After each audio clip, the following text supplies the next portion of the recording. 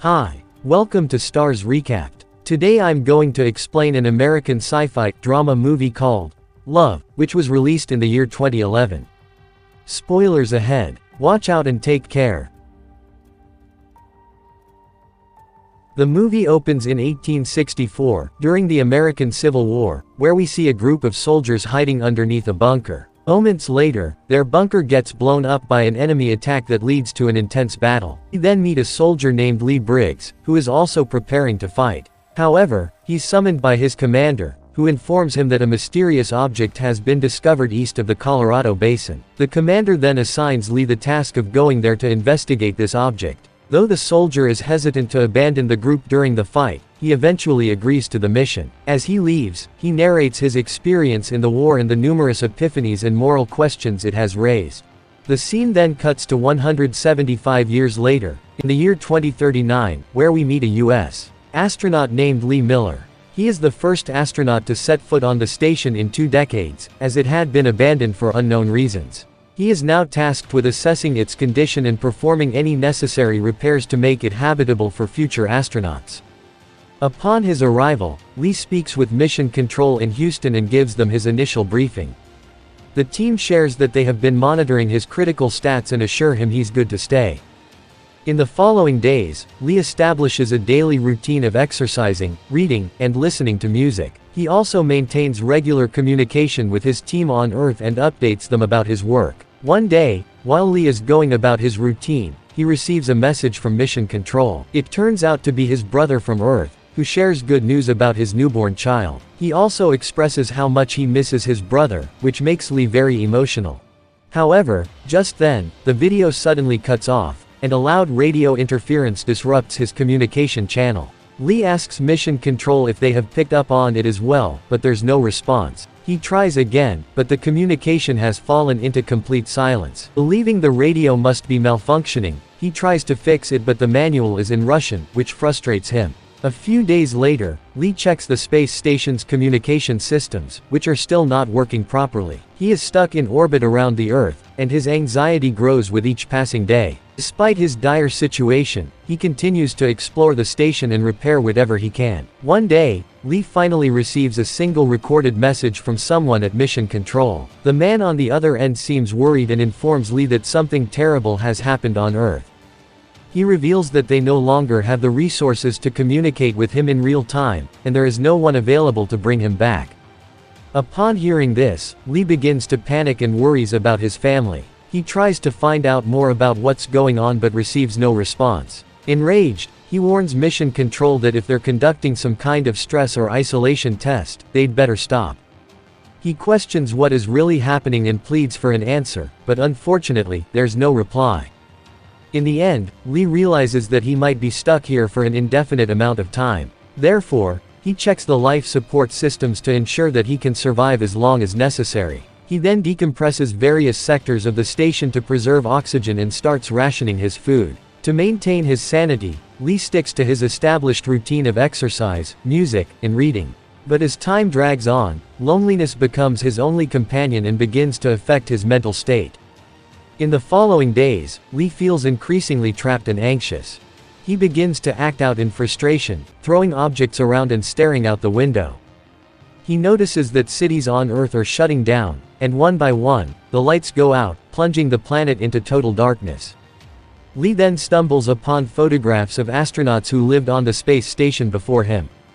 Starved for any form of human connection, he begins talking to the images. One particular photo of an attractive woman catches his attention, and he begins speaking to her as if she were there with him. Later, while Lee is dreaming about the woman, he is abruptly awakened by smoke filling the space station. In a moment of panic, he rushes to his breathing apparatus and quickly identifies the issue causing the smoke buildup. Lee opens a valve to vent the smoke from the station, and the pressure swiftly draws it out. Everything soon returns to normal, but this incident serves as a harsh reminder that he is alone in the midst of a crisis, and time is running out. Next, Lee sits in front of a picture of the female astronaut, losing himself in fantasies about ideal dates. He imagines taking her to an Italian restaurant and then watching a sunset on the beach, feeling the sea breeze on his face. But as the days pass and hours stretch into an eternity, loneliness and despair consume him. He realizes he's going to die anyway and begins doing things that are prohibited on the space station. Lee takes off all his clothes and sits on a chair, spinning around in circles. He even takes a shower in the spaceship, causing a lot of water to spill out, not caring that it might damage the machines. He repeatedly listens to his brother's only recorded message and does anything that will help him pass the time. One day, as Lee tries to play his brother's message again, his computer breaks down due to power issues. This minor setback leaves him really frustrated and angry. As time passes and the power issues worsen, he moves to an unpressurized module of the space station to attempt repairs. After this, Lee begins to hallucinate, seeing the female astronauts from the photographs surrounding him, talking, laughing, and flirting with him. Though he realizes that these are just illusions, he continues to entertain them because his mind stopped functioning rationally some time ago.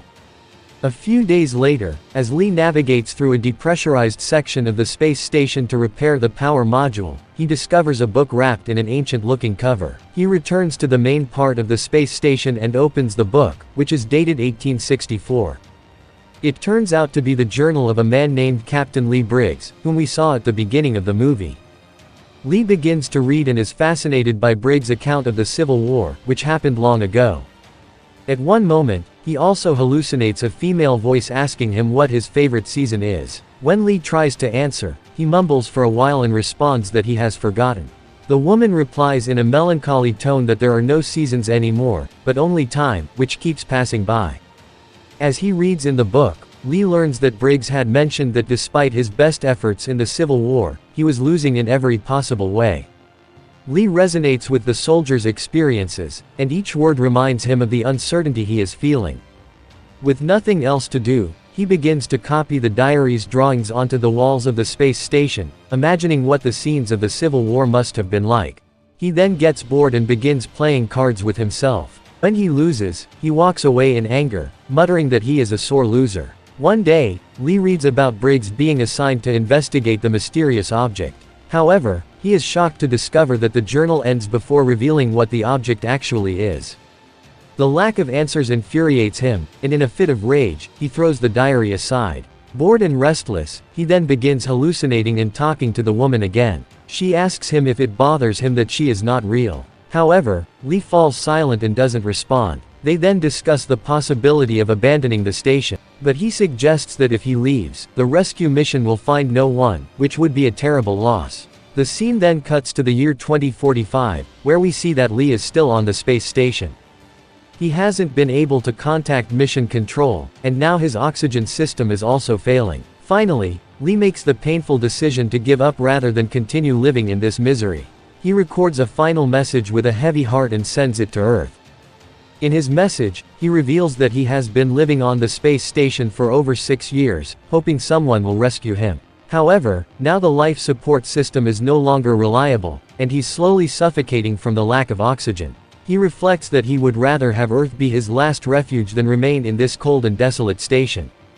Lee then mentions that he still does not understand the circumstances that led to his abandonment. He wonders why, in these 6 years, no one attempted to reach out to him. So, with a deep sense of desolation, he has now decided to abandon his post. After this, Lee puts on a spacesuit and decides to take a walk to end his life. But as he prepares to unhook the harness that connects him to the station, he suddenly feels a surge of doubt. The internal conflict intensifies, and Lee soon realizes that he cannot give up on his life so easily. In the end, he decides not to release the hook and makes his way back to the space station again. The scene then cuts to several more years later, where we see that Lee's hair has grown very long, and he has tattooed various designs all over his body. He has also drawn numerous pictures inspired by the descriptions from Briggs's diary and hung them throughout the interior of the station. Lee has completely stopped cleaning, and the cramped spaces of his quarters resemble an animal's lair, which is a reflection of his deteriorating sanity. He constantly fantasizes, talks to himself, and experiences hallucinations.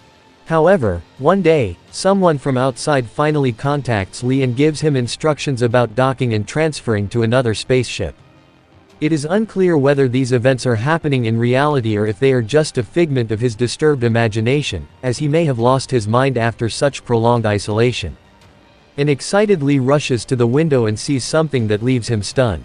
He quickly cuts his hair, shaves his beard, and prepares for docking. Upon reaching his destination, he discovers that the object he will dock with is a giant cube-shaped structure also orbiting the Earth. Next, Lee enters the structure, which looks like a man-made building, complete with corridors and doors. As he walks through, he explores several strange rooms, including one with a picture of a rocket taking off from Earth, another containing a typewriter on a table, and an auditorium. Finally, he arrives at a room that appears to house the structure's main server. In front of the server, a small, old television plays an interview Lee gave before leaving Earth for the space station. Lee presses a button, and the room lights up. He then discovers a mainframe with a book titled, A Love Story, as Told by You. Inside this book, he finds pictures of Captain Lee Briggs with his discovery, a gigantic cube-like alien object that may have contributed to the advancement of human society. Lee then examines the book's list of references and is shocked to find his own name listed alongside a code. Confused, Lee enters the code number for himself and types it into the computer prompt. The very next second, he finds himself in an ordinary hotel room, dressed in a suit, with his spacesuit folded on the bed beside him. A computer voice then begins to speak to him, informing him that this projection is the only way they could contact him. They express relief at having him here but reveal that he is the last human. Everything related to the human civilization disappeared a while ago. The voice empathizes with Lee, saying they understand his loneliness, as connection is the most valuable thing a living being can have. It explains that this is why they have been listening to humans for a long time. It also reveals that this cube-like structure is like a scrapbook, which contains memories from humanity's brief existence. Finally, the voice mentions that they are looking forward to meeting him. In the final scene, Lee accepts the offer and opens the door to his hotel room. He is then transported into a pitch-black space, where a projection of the entire universe unfolds before him. As he gazes at its vastness and beauty, he appears to find comfort and happiness in the sight. The movie then concludes with the computer voice stating that tonight has been a remarkable experiment in human connection that will be remembered by many. That's my explanation for the movie, Love. So, what do you guys think about the movie? Write in the comment, turn on the notification and leave a like to help the channel out. Thank you for watching.